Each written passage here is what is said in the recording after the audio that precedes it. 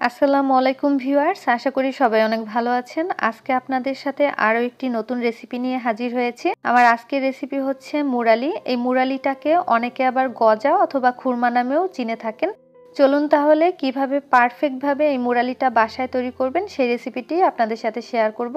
একটা বাটিতে নিয়ে নিচ্ছি 1 কাপ পরিমাণ ময়দা। আর অবশ্যই চেষ্টা করবেন এই মুরালিটা ময়দা দিয়ে বানানোর জন্য। 1 চা চামচ লবণ দিয়ে দিচ্ছি। লবণটা ময়দার সাথে ভালো মতো মিশিয়ে দিব। মেশানো হয়ে গেছে। এখন আমি দিয়ে দিচ্ছি 1 টেবিল চামচ পরিমাণ তেল। তেলটাও আমি ময়দার সাথে মিশিয়ে নিব। আর যদি প্রয়োজন হয় তাহলে তেলের পরিমাণটা আর একটু বাড়িয়ে দিব। আমি এখানে আরও হাফ টেবিল চামচ পরিমাণ তেল দিয়ে দিলাম। তেলটা ময়দার সাথে মিশে গিয়েছে কিনা এটা বোঝার উপায় হচ্ছে যখন ময়দাটা এইভাবে হাত দিয়ে মুঠ করে ধরবেন তখন দেখবেন ময়দাটা এরকম দলা হয়ে যাচ্ছে, ঠিক তখন বুঝতে হবে ময়দার সাথে তেলটা ভালোভাবে মিশে গিয়েছে। এখন আমি অল্প অল্প পানি দিয়ে একটা ডো তৈরি করে নিব। একবারে বেশি পানি দিবেন না, তাহলে কিন্তু ডোটা নরম হয়ে যেতে পারে। তাই অল্প অল্প পানি দিয়ে এই ডোটা তৈরি করে নিতে হবে। ডোটা আমার তৈরি করা হয়ে গেছে। এখন আমি ঢাকনা দিয়ে ঢেকে রেখে দিব 10 মিনিটের জন্য। 10 মিনিট পরে ঢাকনাটা তুলে নিচ্ছি আর এই ডোটা আর একটু ভালোভাবে মুথে নিব। এই ডোটা দিয়ে আমি একটা রুটি বেলে নিব। রুটিটা একটু বড় করে বেলে নিতে হবে। রুটিটা ভালোভাবে বেলে নিব আর রুটিটা কতটুকু মোটা করতে হবে সেটা কিন্তু আমি আপনাদেরকে দেখিয়ে দিব। রুটিটা বেলে নিয়েছি আর রুটিটা ঠিক এরকম মোটা করে বেলে নিতে হবে।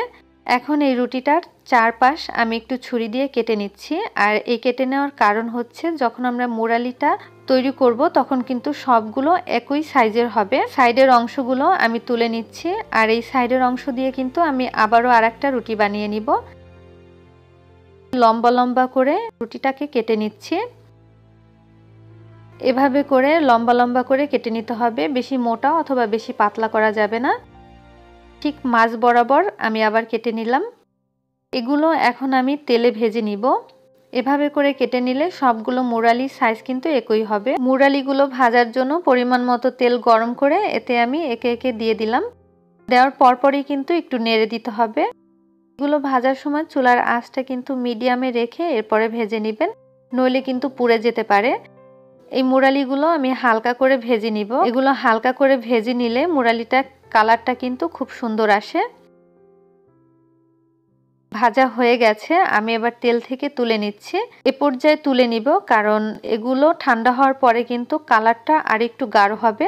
এখন এই মুরালিগুলো আমি একটা সাইডে রেখে ঠান্ডা করে নিব। অন্যদিকে শিরা তৈরি করব।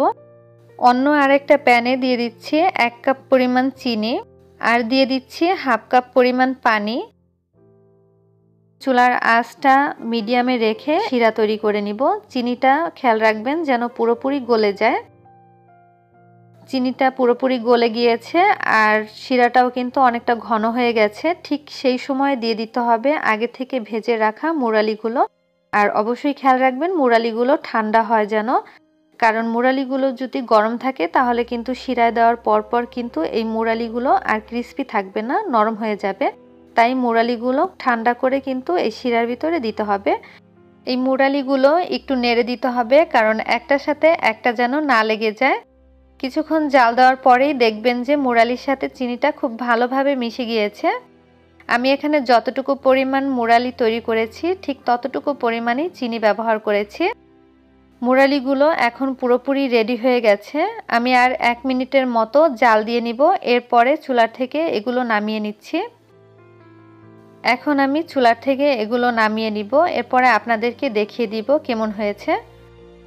খুব সহজেই তৈরি করে নিলাম এই মুরালি। এই মুরালিটা আপনারা কিন্তু একবার বানিয়ে 1 মাসের মতো সংরক্ষণ করে রাখতে পারবেন। যে কোনো বয়ামে এই মুরালিটা রেখে দিলে কিন্তু অনেক দিন পর্যন্ত ভালো থাকবে। আমার আজকের এই মুরালি রেসিপিটা কেমন লাগলো কমেন্ট করে জানাতে পারেন। আর ভিডিওটি ভালো লাগলে অবশ্যই চ্যানেলটি সাবস্ক্রাইব করে পাশে থাকা বেল বাটনে ক্লিক করে নেবেন পরবর্তী রেসিপি ভিডিও নোটিফিকেশন পাওয়ার জন্য। সবাই ভালো থাকবেন, সুস্থ থাকবেন। আল্লাহ হাফেজ।